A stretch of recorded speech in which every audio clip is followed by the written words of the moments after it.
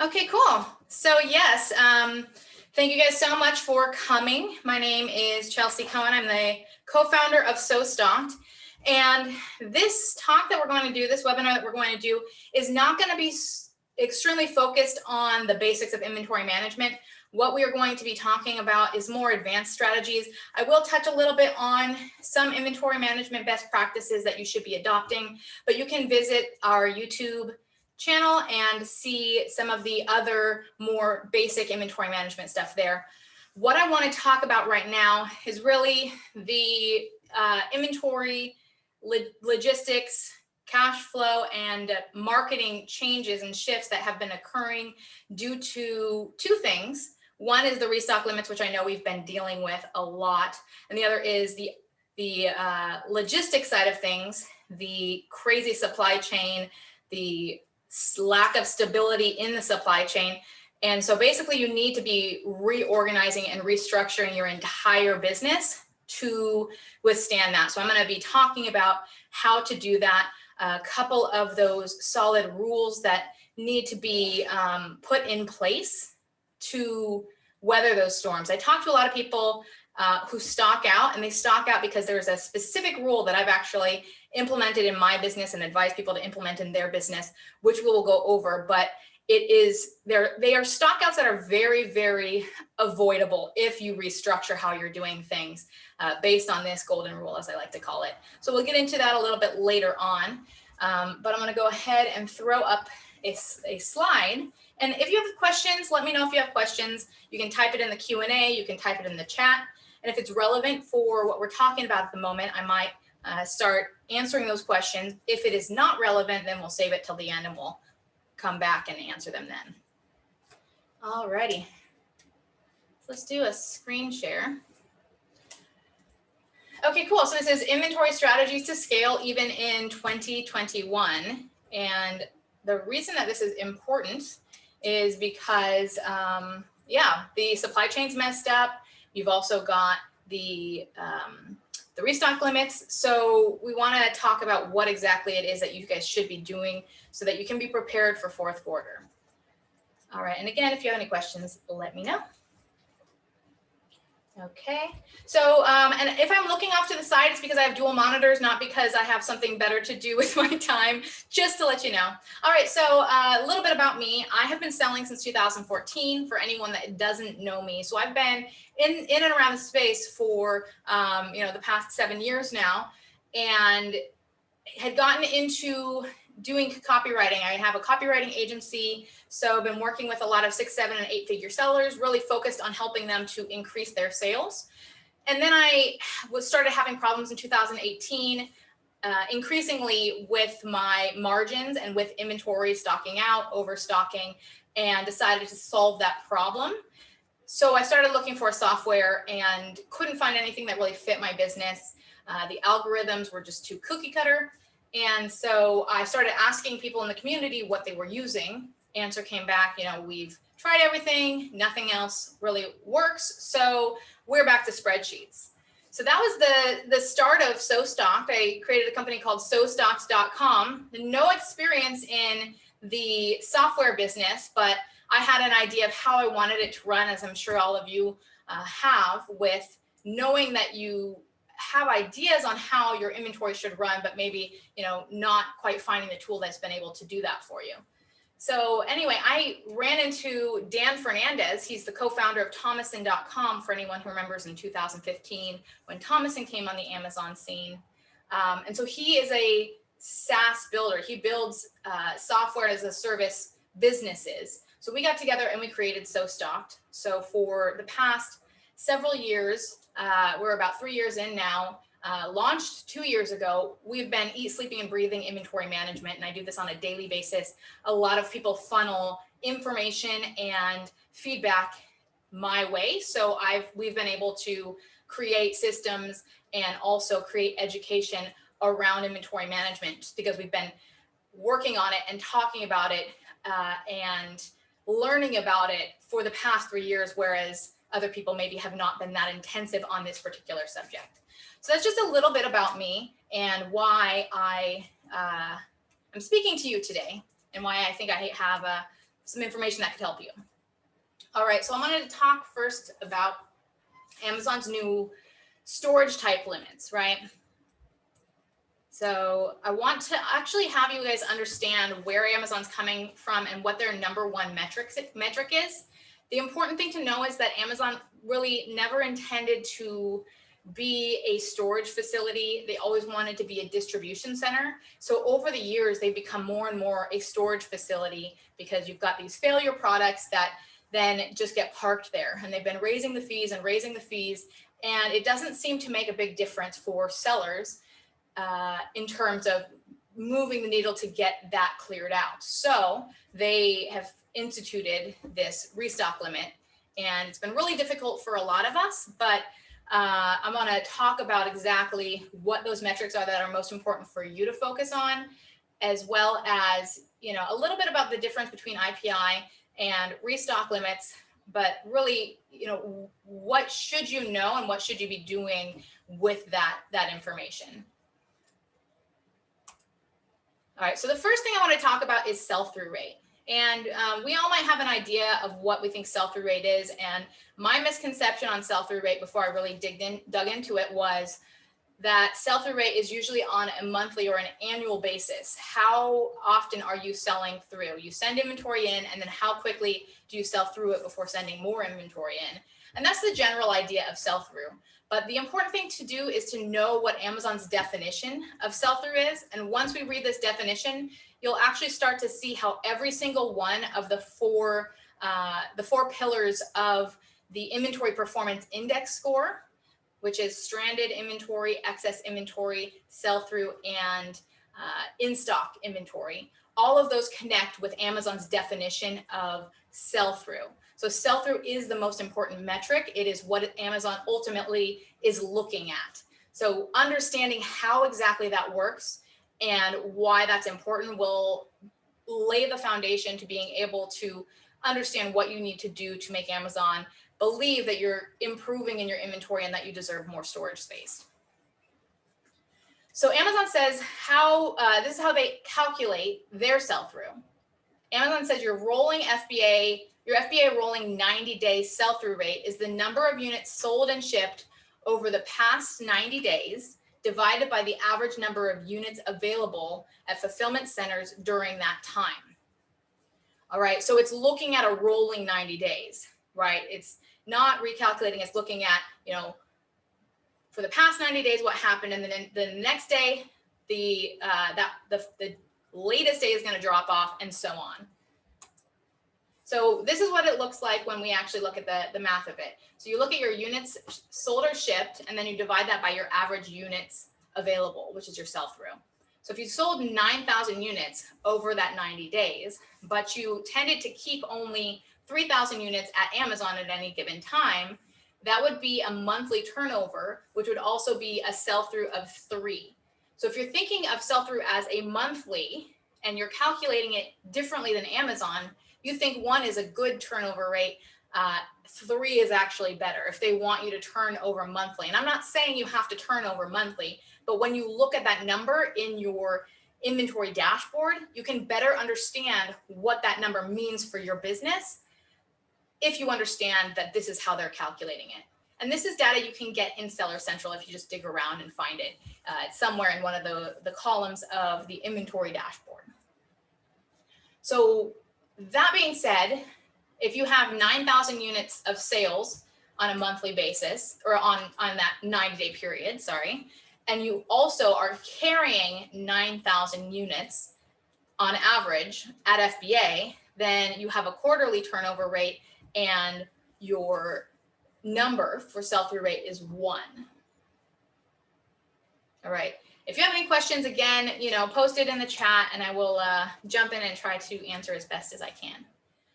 All right, so let's talk about utilization. And trust me, we will get through some of this, you know, kind of boring intricacy stuff and get into how to actionably use this data. So utilization is calculated by looking at your available inventory, your reserved inventory minus customer orders, and then your open shipments. So that's your inbound shipments that have not yet reached Amazon. And that equals your utilization quantity. As we all know, and as we all saw when we looked at our utilization to try to see, you know, how much we could send in based on our restock limits, you know, minus utilization, that's how they calculate utilization. So here goes the relationship between sell-through and utilization. So we have units sold and shipped in 90 days, and that's divided by your average available units at FBA. Now that equals sell-through, but if you look at that bottom one down there, the average units available is also the average utilization. So you start to understand how these things all go together and what Amazon is looking at and what's most important to them. All right, so I want to talk about best practices for improving restock limits.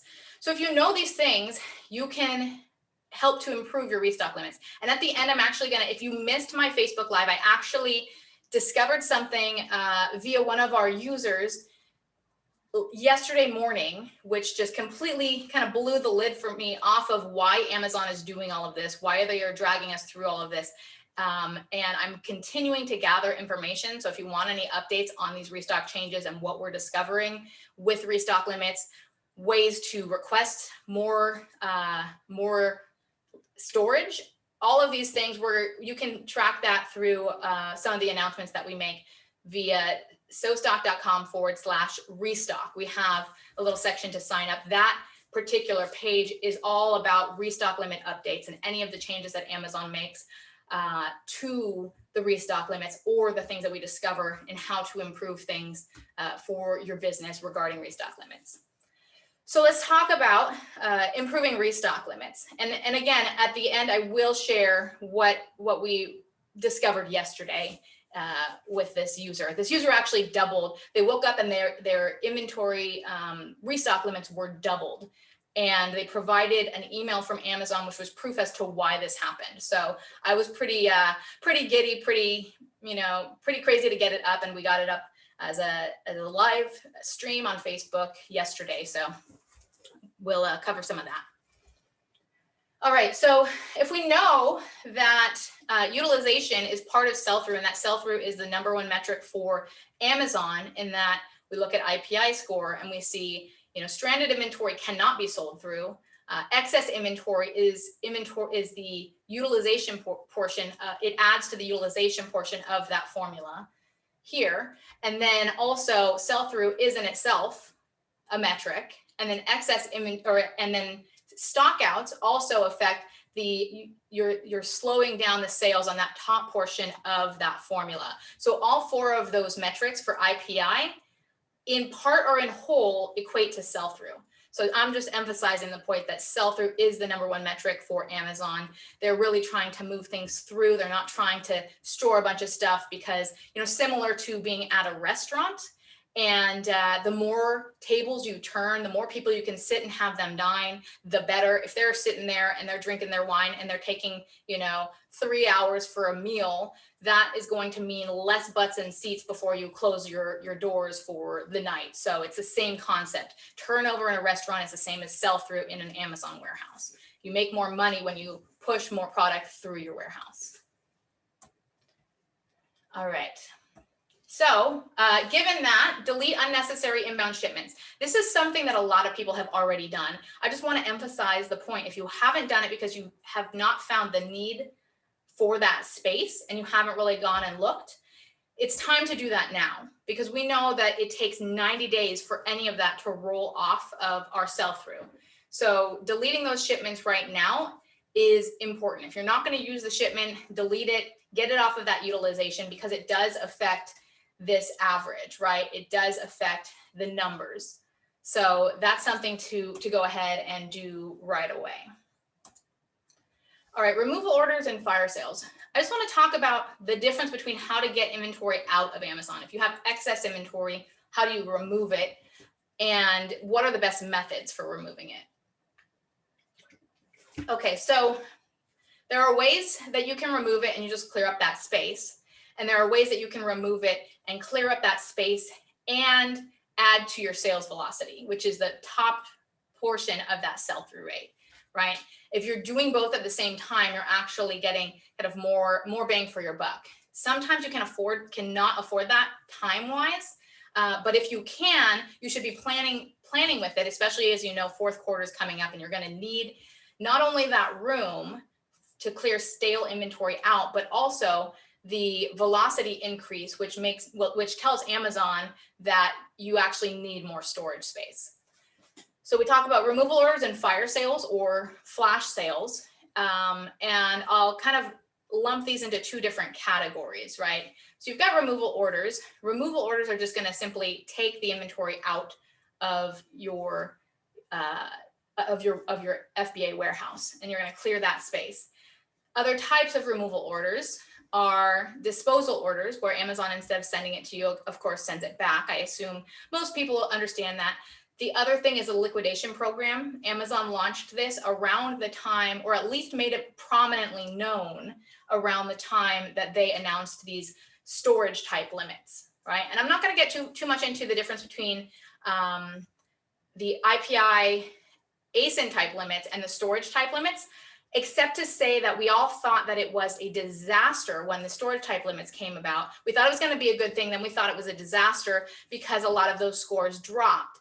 But the thing that we're going to talk about is that no one is actually discussing the flexibility of the storage type limits. So we're going to talk about the flexibility of why I think ultimately storage type limits are actually better, even though a lot of people think that they're worse. And what are those tricks and hacks to improve your restock limits and to utilize your catalog to put you in a better position, even if you say stock out, for example.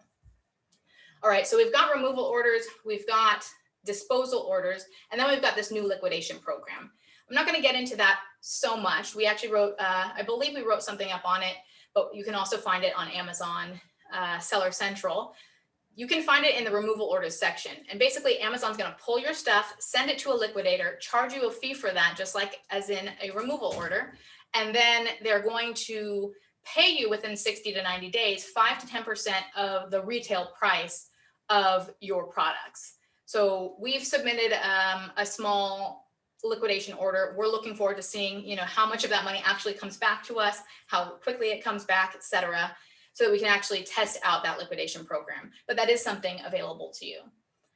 None of these things actually add to your sales velocity. So that's something to know. You're just removing them. You're just freeing up the space. The things that do add to your sales velocity are like flash sales. So if you want to do a coupon discount, deep coupon discount, just to get rid of something, do some sort of a promotion to move that inventory, to sell that inventory through, it would potentially be better for you. You would make back some of that money, and you would also increase your sales velocity. So if you do have time for that, that would be my recommendation. Other types of fire sales or flash sales, there's something called outlet deals. You should be able to go into your excess inventory section of your inventory dashboard and look for outlet deals. This is something where Amazon runs a program, a special outlet deals program, where they demand a certain lower price and they will help to push that inventory through a sort of a flash sale for you. Of course, there's lightning deals, but those can get expensive. So, but you can always say try lightning deals for that as well. All right, hopefully everybody's tracking with everything. I know that some of this can be like drinking from a fire hose, so definitely if you have any questions, do stop me, let me know. All right, smaller shipments more frequently. So this is another thing that everyone has been forced to do. You've probably already noticed this is probably kind of an obvious statement, but we have to send in smaller orders more frequently because that does affect the sell-through, right? If you have a bunch of inventory sitting at Amazon for a longer period of time, that's going to decrease your sell-through rate, and Amazon doesn't want to see that happening. So to quickly increase your sell-through rate, smaller orders more frequently. And we're going to get into how to offset the cost, because this is all increasing cost from your 3PLs for shipping, et cetera. We're going to talk about some of the things that you can do to offset some of those costs, right? All right, so here's one of those things. So you're going to have all these fees. You're going to potentially be doing some small parcel delivery, right? Single, sending in cartons rather than pallets or less than truckload. When that happens, you incur carton fees. The other reason that you would incur carton fees is because you're no longer making your labels in China, sticking them on the cartons in China, and then putting them on a slow boat for 60 days, because that again ties up your utilization. You're not able to send in local inventory. It ties that up for you, and it also affects your sell-through rate. So because you're having to label all those cartons at your 3PL now, instead of it being free in China, which it usually is, it becomes expensive, right? You've got the labor cost, you've got, everything is per carton, right? Per carton labeling fees, per carton pull fees, and then they charge you labor on top of that. So to mitigate some of those costs, start looking at ways that you can actually put more units per carton. And with more units per carton, you're going to lower your per carton fees. We actually did the math on one of our lesser selling products, and going from 8 units per carton to 10 units per carton, it ended up saving us $8,000 a year. So it can be significant. If you haven't done this across your catalog, it's time to consider doing that. And work with your supplier. And if you have a good inspection company, work with them as well, because you don't want to fill up cartons only to find that half the stuff has been crushed due to poor carton builds when it gets to Amazon, right? So that's just doing the opposite of what you're trying to do, which is reduce fees. All right, lower FBA buffer stocks. This is potentially a dangerous thing to do. I don't recommend doing this now. I recommend this being something where you observe how Amazon is behaving, and if Amazon can get better at check-in times, this is something to consider. So some people keep, say, 60 days of buffer stock, right? They never go below 60. I would not like to recommend going below, say, 30 for various different reasons, which we don't have to necessarily get in. One of them being that just Amazon, you can't really trust that they're going to check in your stuff on time. But if you're doing 60 days, you may need to start creeping that down on some of your products, right? And that is because of the utilization, especially for products that are more slow moving. All right, and then above all, don't stock out, which is kind of a ridiculous thing to say at some times, but so you don't want to stock out. The reason that you don't want to stock out is because when you stock out, as you may have observed, that is actually going to affect your restock limits. Amazon is not sophisticated enough to really be able to calculate. They should be, but they're not. I mean, they're not. Their algorithm does not calculate your stock out. You stock out, and they're not going to give you the benefit of the doubt that you just lost 2,000 units of sales. They're going to say, what did you sell the last 90 days? Oh, that's what you sold. Okay, fine. And so your restock limits start to come down.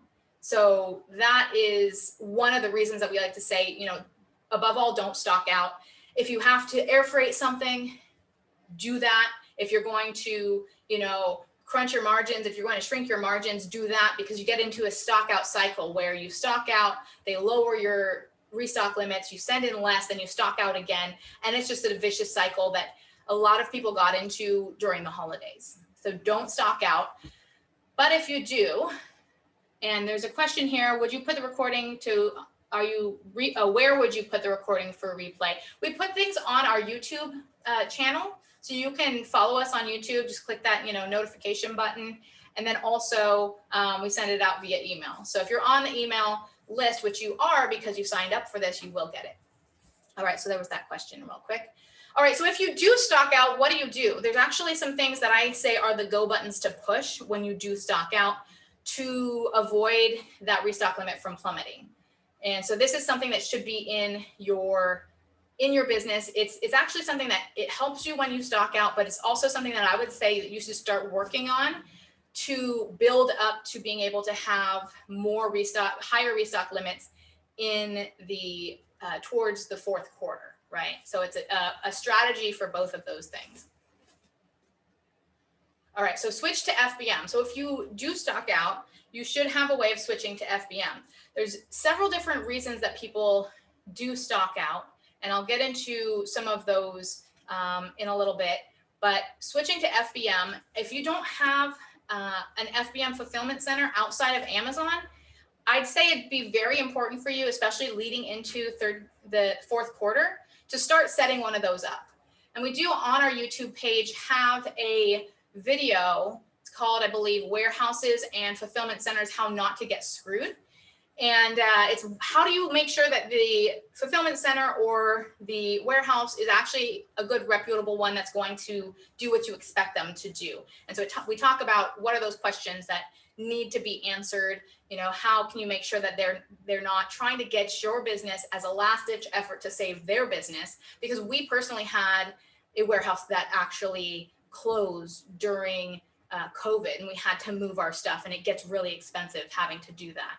So I would highly recommend, if you're starting to look into fulfillment services, to watch that, or at least to call in and get someone on the phone, foreman or the owner, who can actually answer the tough questions on that.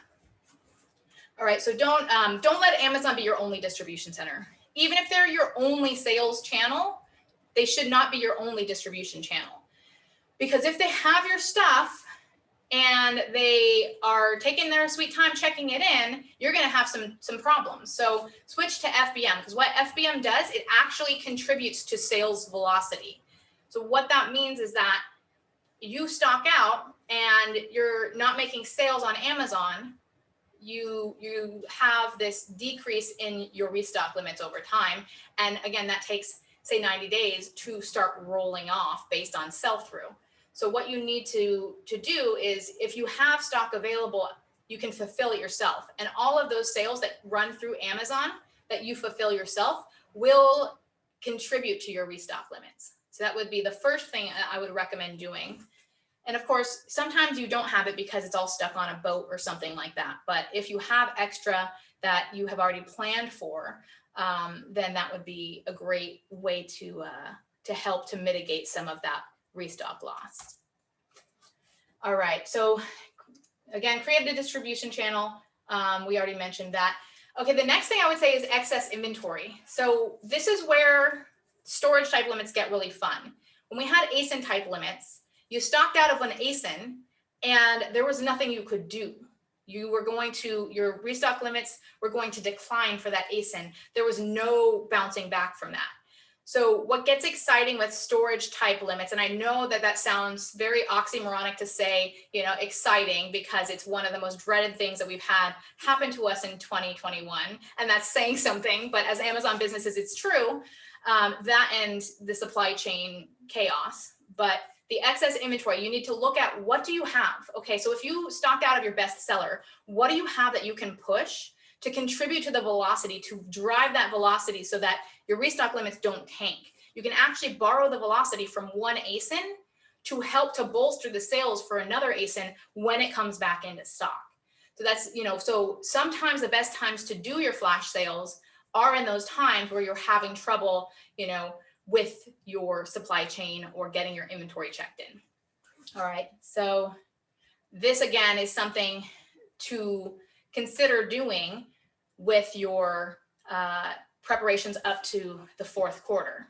And you may have pulled your stock already, so it may be something where you have that stock and you give it to a fulfillment center, or you move it gradually to a fulfillment center and you start selling your excess inventory FBM, because that's going to contribute to your velocity, but it's also not weighing down your utilization at Amazon. So, all of that stock that you've already pulled, I would say, still try to market that and just sell it FBM. And, that would be kind of the best of both worlds. So, if you did pull it, it's not the end of the world. It's just you would want to drive it by FBM sales. All right. So the other thing that you can do is to temporarily borrow your sales velocity from other channels by switching to MCF, or multi-channel fulfillment. So what that is say your Shopify account or any of those other accounts that can be fulfilled through Amazon. Walmart, of course, can't, but your Shopify account and some of these other accounts can fulfill through Amazon. All of those sales, say your Shopify sales fulfilling through Amazon, also contribute to sales velocity, right? That's very important to know. So if you did run out of stock on your bestseller at Amazon, but you have, say, 25 sales a day, some sort of traffic coming from your Shopify account, just switch it and send everything to be fulfilled through Amazon, because it does contribute to that velocity. So Amazon's going to see that and they're going to want to increase those rates. It's also something that could help in your preparations for Black Friday and the rest of the fourth quarter. All right, and we're actually going to get to something specifically on MCF. I know I mentioned that my friend who's a SoStock user actually had success in getting his restock limits doubled. It has something to do with MCF, and I will show you the email that he received, and we will discuss that just a little bit, but then I also recommend you watch the live that I did that goes more in depth on that subject. All righty. So, okay, so I wanted to talk about logistics because you are compounding all of these fees and it is very difficult to make sure that you're always in stock. I suggest putting together what I call the 4-part logistics machine, right? So what that basically means is that you need to be flexible. You need to be ready for any eventuality of anything occurring, and you need to start offsetting some of the expenses for your 3PLs. So my suggestion is you have something in production, you have things at your supplier's warehouse, you have inventory at your local warehouse / fulfillment center, and then you have stuff at FBA. So a lot of people have run their business sending straight from their supplier warehouse to FBA, and sometimes you do have to do that, but your supplier will actually normally house things for you for free. So the whole idea is to create a consistent pattern, and you can actually have them produce more inventory at one time and start to kind of mitigate some of those expenses by taking on some of those expenses, handling some of that cash flow. So I wanted to get into kind of the details of what that would look like in a second. So my golden rule, the rule that I said, a lot of people are not utilizing, is to never let anyone have all of your stuff, right? So the whole idea is that, when you give your stuff you put all your stuff on the boat and then the boat is late, you're going to have a problem. You send everything LTL to Amazon and they take forever to check it in. You have no recourse. It's just stuck there. So creating a better, more streamlined logistics machine where your supplier is holding inventory for you. One of the things that we have done that we've actually had to utilize is we put almost everything on a boat. We held back a month's worth of inventory. We said to our supplier, hold this for us just in case. And of course, the ports were slow. It took 2 weeks to even get it on a boat. It's going to take, who knows what's going to happen in the port, all of that. So we had this inventory held back just in case we had to airship it over, especially because we know that our restock limits are going to plummet if we stock out. So we have this stuff. We put it on a plane. We hoped we didn't have to. You set up these guidelines and you set up these systems hoping you don't have to use it for the excess cost that it's going to incur, but it's going to be worse if you stock out. So setting up these triggers are very important. We did go to Prosper. I mentioned earlier, we went to the Prosper show in Vegas, and I was talking to a friend who said, that they were stocked out. I wanted to know, well, where did they stock out? How did you stock out? Oh, Amazon is taking forever to check in my stuff. Said, did you send your inventory in LTL, less than truckload, right? You put it on pallets, you put it in a truck. The truck has to schedule an appointment. Then Amazon takes forever to unload it. She said, yeah, everything is on the truck. And I said, that's where you went wrong. You should have put most things on the truck and kept some stock back at your third-party warehouse and sent it in small parcel delivery. Using UPS Freight usually is a good hack because they have a special relationship with Amazon. So if you really need to get something in there pretty fast, they don't have to make appointments. So you can do less than truckload, or you can try UPS Freight, or you can just basically do small parcel delivery, just loose cartons. And loose cartons get in there a lot more quickly. So if you have to do that, it's an excess expense, but if you have to do that, it's better than stocking out, right? So don't let anybody have all of your stuff is, again, the point that we're trying to make. That's my new mantra, what I'm telling people. We can't trust the supply chain. The supply chain now is not the supply chain that was 2 years ago.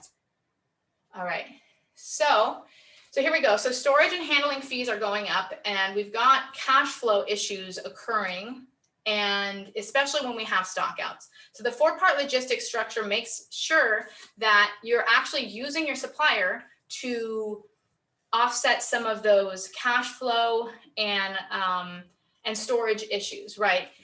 There's 2 different things. There's actually 3 different things. I was talking to a pro supplier. He's or a pro sourcing agent. He's sourced for, you know, the NFL, just a bunch of, you know, top level companies. And so he's been doing this for decades. And he had another tip for me when I saw him at the Prosper event.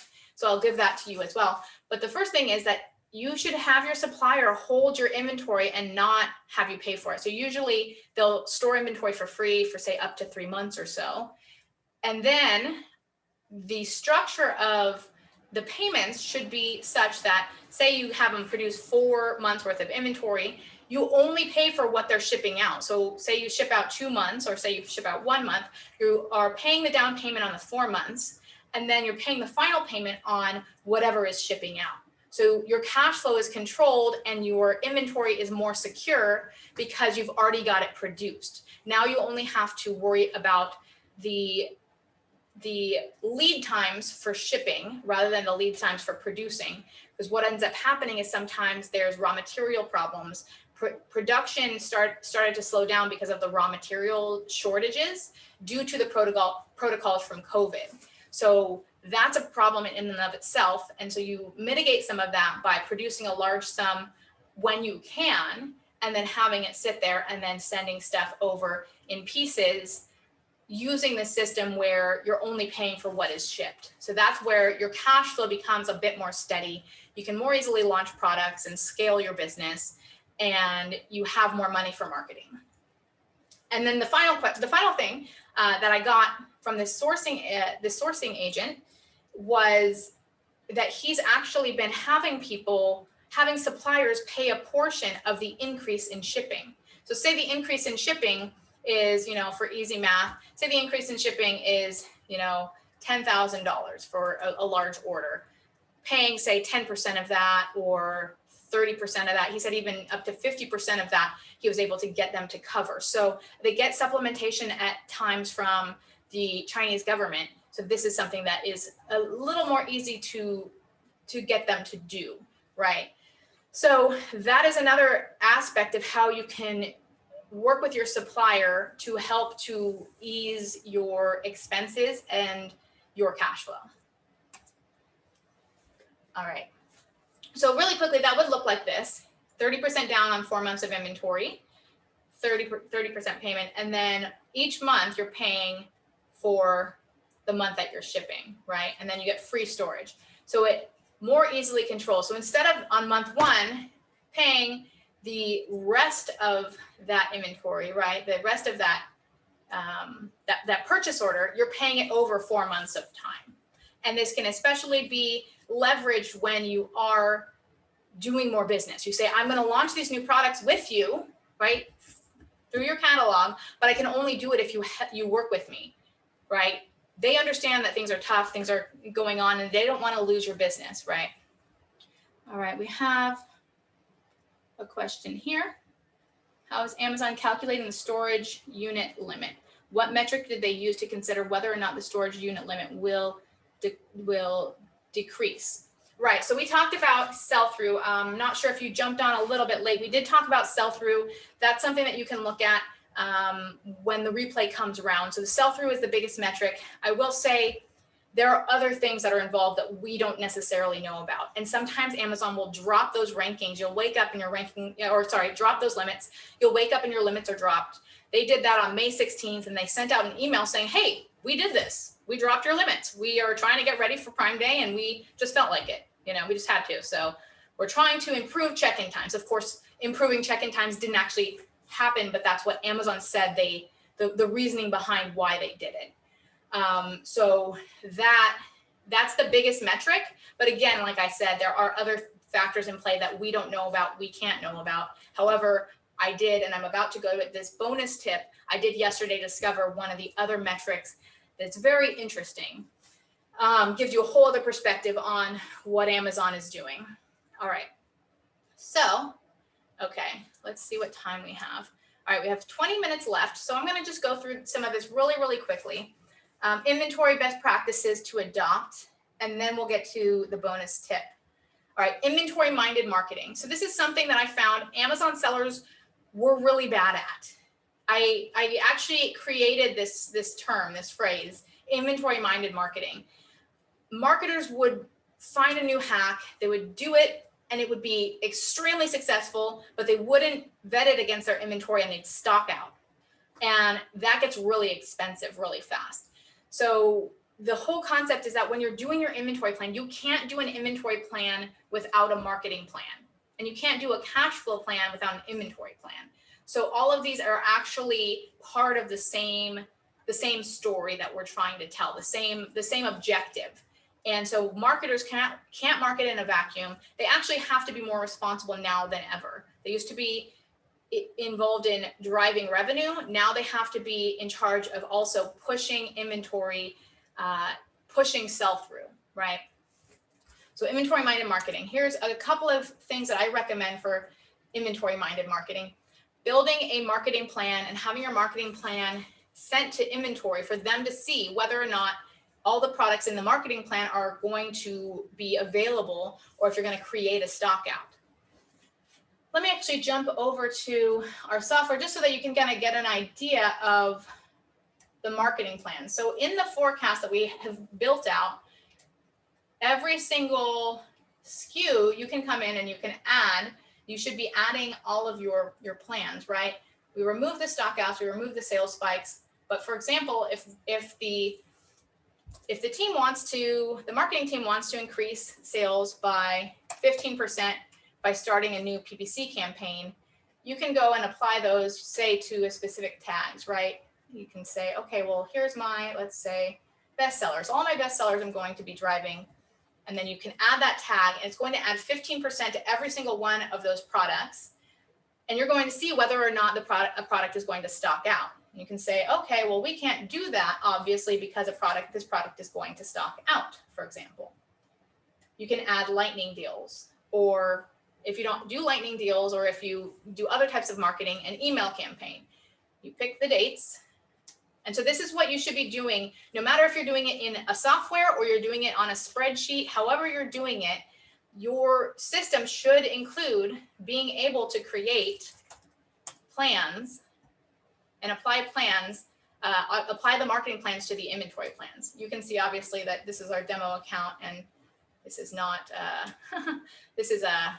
you can see the stockouts. You can actually see the stockouts that are occurring, right? So obviously what the plans that are created, here's seasonal sales spikes. All of these things would be red flags where we knew that we couldn't market this product this aggressively. It's giving us those warnings, right? So that's what you should be doing. The marketing plan goes into the inventory plan. Some of the other things that are important are reports. So things like stock out report, right? Which products are going to stock out? These are the products that are going to stock out. You send a list to the marketing team and say, you need to pump the brakes on some of these. How many days are going to be until the stock out occurs? Can we avoid that stock out? You know, sometimes you can avoid the stock out. And so the marketers have to pump the brakes on their advertising, for example. There's no reason to advertise, say, a sales price or a coupon code or something like that when you can make a full price sale and avoid a stock out. Some of the other things that should be doing, slow sellers report. So you can create filters, which will say how much, how many, my adjusted velocity is less than, say, 5. And these are all my slow sellers. And I want to take these slow sellers and I want to know whether or not, I can make them make more sales. What about an overstock report? Which products are the products that actually are overstocked? So again, doesn't matter how you, days. Doesn't matter how you're tracking this. This is all stuff that you should be tracking. The marketing team and the inventory team actually need to work together. So let's say you have over 90 days worth of inventory. This pulls up the list of all those products that have over 90 days worth of inventory. This is a quick way of being able to say, hey, you know, especially if you stock out on your bestseller like we talked about, you have this list going weekly or monthly to the marketing team, so that all of a sudden the marketing team and the inventory team are working together. All right, min-max restocking. In order to systemize this, let me make sure I'm sharing on the right. Yeah, okay, good. In order to systemize things better, you need to create a buffer stock, which is I'll never get below this amount. And you need to create a maximum. I never want to go above this amount, right? So that's called min-max restocking. So what happens is that before you get to that minimum amount, there's going to be a trigger that says, okay, you need to ship inventory. That you ship that inventory, and then it said you stock up all the way to that maximum amount, right? And then you sell through to the minimum amount and stock up to the maximum. This is the way you can finally pass this task on to VAs, which is extremely important because a lot of us get stuck with inventory way too long. We're too busy doing, you know, other amazing things, not the boring things like inventory, the amazing things like the marketing, and then we stock out, right? Which is a lot of the reason. It's just the procrastination of just hating inventory. So I'll show you a little bit of what that actually looks like in the forecast. And this is a lot of stuff that we've built out, but then a lot of stuff that has been recommended by the community, which is extremely important. We've got a lot of ideas from the community. So I recommend doing this in days, not in units. And that way it's going to fluctuate based on your season. 30 days for your high season could be very different than 30 days for your low season. It's important to note. You can do a min-max for your FBA, and you can do a min-max for your warehouse as well, right? So it's going to use those as triggers. Okay, and then let's just go into a few details. All right, sure. Okay, so benefits: optimizing your inventory levels, reducing your stockouts, reducing your storage fees, also, you know, moderating a bit better your restock limits, and then passing it off to a VA. The last thing I think is a game changer, especially if you have a hard time with the numbers, or you don't like to deal with numbers, you don't like to deal with spreadsheets, and it's hard for you to visualize. It's something we have called an inventory timeline, so that you can see and we looked at it a little bit, but you can see for every single product what is actually happening with those products, right? So this one, we can see how much inventory is left. We can see, you know, that we're being told to transfer inventory in. When is it going to arrive? And then once that has arrived, you know, seeing it sell through, seeing that we're creating a lightning deal that's going to cause a stock out, or a 7-day deal that's going to cause a stock out, and all of these things, right? When do I order inventory to my warehouse? When do I ship it? So an inventory timeline is extremely valuable. I would say if you're using a spreadsheet, create this on maybe your best sellers, because it is something that would be fairly complicated. But if you're having a hard time thinking through why you keep stocking out, this could be very, very valuable. So those are some of the features that we've built into SoStocked, and that if you use the tool, hopefully you have been aware of them. If you haven't yet, you can definitely try it out, especially in the months leading up to the fourth quarter, as we need to kind of wrap our head around what we're going to be doing to make sure we don't stock out, right? Okay, I know we're 10 minutes left, so I'm going to really quickly skip to the bonus tip, right? I think you got the inventory timeline. Skipping to the bonus tip. Okay, so I was messaging back and forth with one of our users who said, hey, has your limit increased at all? And I said, well, you know, I said a little bit, not much, and did a survey on our private Facebook group for our SoStocked users. And most people were like, no, it really didn't. And, you know, it vacillates. And so he wrote back and said, mine has doubled. which is significant. And so he went from 22,000 to 45,000, right? And so I'm going to show you, and he said, I think it's, you know, what I said, what is it? What's the reason? What have you been able to identify as the reason? And of course, so here's him saying, you know, it doubled. I said, what's the reason? He said, no, everything is normal. And then he said, I think it has something to do with MCF, which we just talked about, multi-channel fulfillment, right? Off Amazon sales that Amazon is then fulfilling. And so he shared with me this, this document or this email that he got. This email is from Amazon, and it says, essentially, the MCF team has granted you 23,000 units in additional restock limits, right? He woke up to this. He didn't request this. He woke up to it. And this restock limit is valid until September 30th. So it's already saying this is not going away. This is going to be here till September 30th. So that in itself was shocking. And then if you keep reading it, it says, our goal is to increase your restock limit so that you can use MCF for your off Amazon business needs. Increasing your MCF sales during this time window will help you maintain a higher restock limit. So it says, we've given you all of this, and we are testing you. We're seeing what you're going to do with it, right? So that's very important to note, is that they're using this third quarter to test you to see what they're willing to give you in the fourth quarter. So all that's fine. The question that I had was, if Amazon truly has not enough room for our stuff, then why are they doing this? I always like to ask, what's in it for Amazon? Why are they doing it? And my general consensus is that they want their competitors' data. They want to know how much you're moving through Shopify and all these other channels.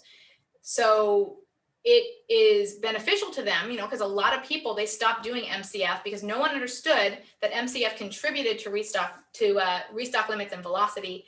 Everyone stopped doing MCF and they started fulfilling through other channels. So that data got cut off. So they're trying to incentivize not only those people who used to fulfill through Amazon, they are trying to get those people back, but they're also trying to encourage more people, I think, to plug in so that they can get that competitor data. Because Shopify and even Walmart, some of these companies, when they can't get Walmart's data because it's against Walmart's policies, but all of these other competitors, Etsy, they want to get that data so that they know what their competitors are doing and have a bit of an idea of how to steal some of that back, how to steal market share. It's a data grab, right? So it's a big, you know, it's a big play for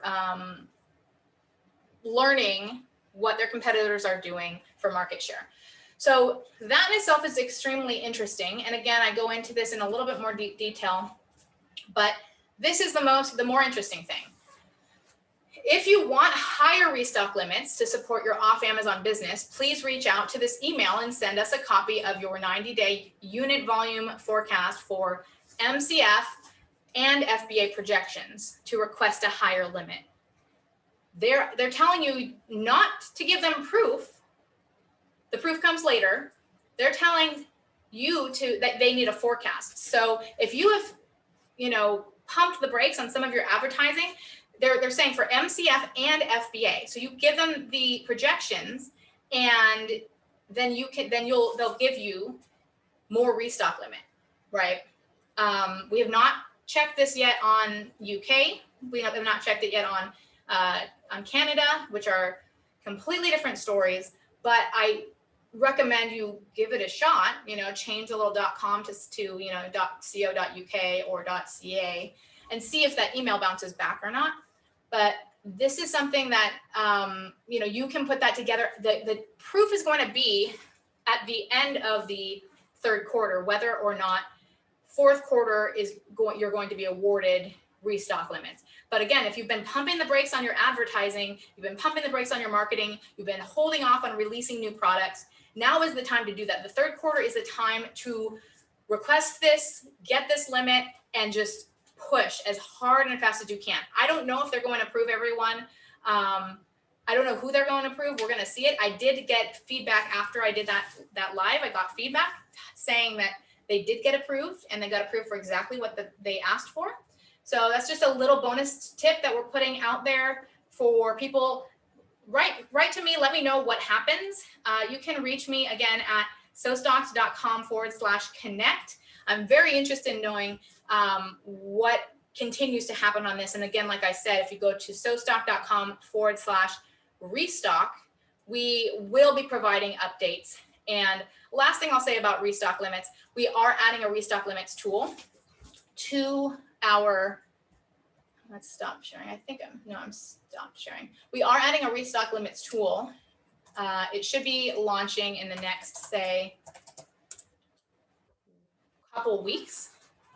So I wanted to make you guys aware of that. That's been something that we've been working on pretty heavily. It looks a little bit like this. Oh, you can, at the restock limits, you can actually see the video that I mentioned. So that's something that I definitely recommend you checking out. sostock.com/restock. Our team has already put that up on the page. So the page looks like this. And then here's just a feature kind of display of what we're building out for restock limits. That's actually going to be calculating based on your prioritization of your products and your restock limits. What should you be sending in? How much should you be sending in? Which products do you should you never stock out on? Which products could you be okay stocking out on if your restock limits are giving you trouble? It's all going to be calculated in there. And again, here's this video where I talk more in depth about this subject. And then again, the feature that we have coming out again in the next couple of weeks. All right, we've got a couple of questions. We are wrapping up. We are pretty much wrapping up here.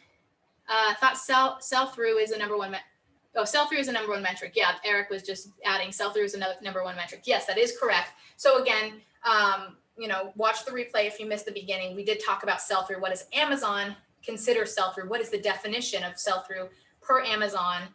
And why has that built the entire structure of what I now teach and consult on for restock limits, right?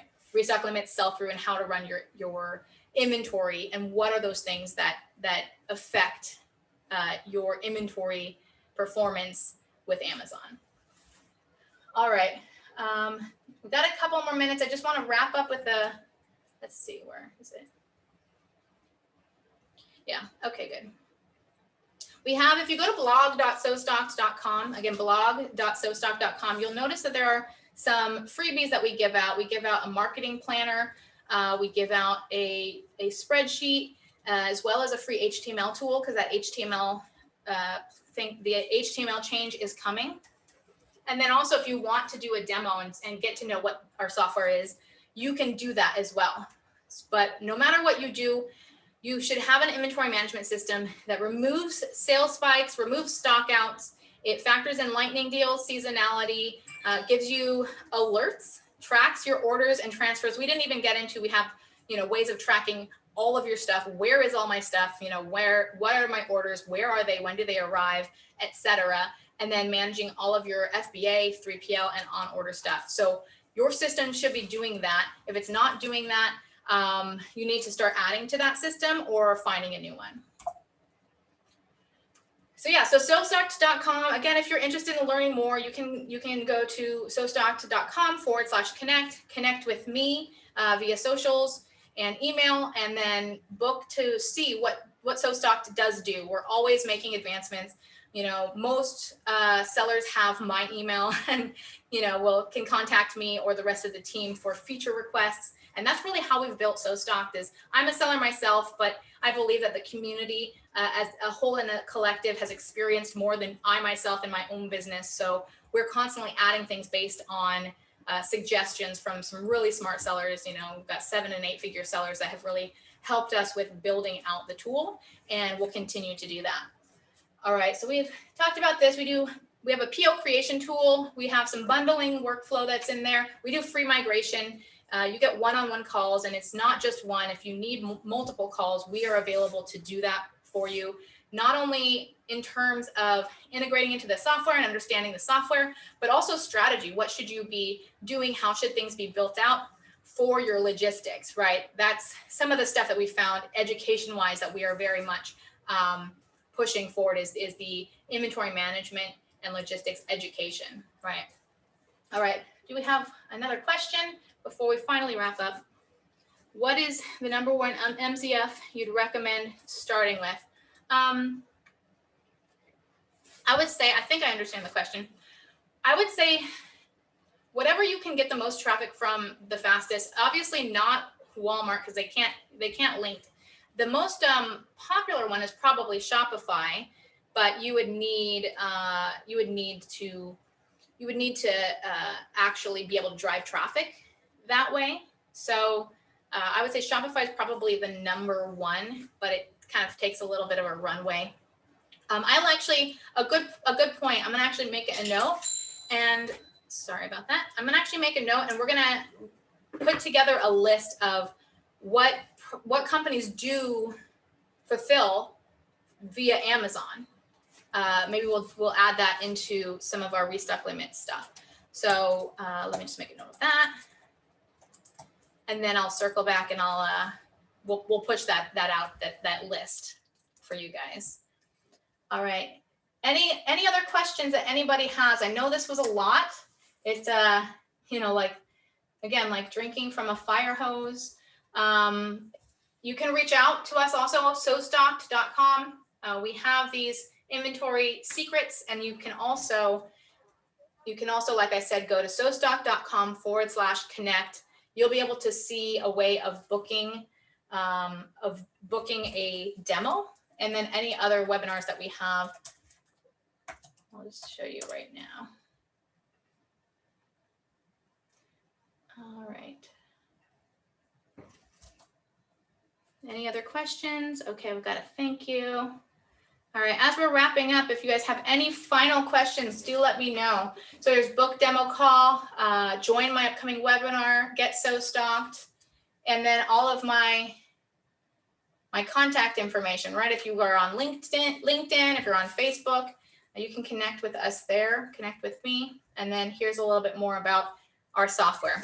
Thank you guys so much. I really hope that you got some value from this, that you can take to start planning towards your fourth quarter. And I also have, we'll be releasing some additional training. I've got something called the Inventory Health Assessment that I developed for a workshop that I'm going to be working into developing for the online community. So it hasn't been, it's a really cool sheet. It takes some explanation to really understand, but it gets you onto the path for how to set up all of your marketing, logistics, inventory, as well as cash flow. So that will be coming out in the future. And again, I'll be doing the replay, sending out the replay, and also maybe a goodie or two. All right, thanks so much, you guys. I appreciate you, and really hope that we can connect in person in the future, maybe at one of these upcoming events. All right, talk to you later, guys.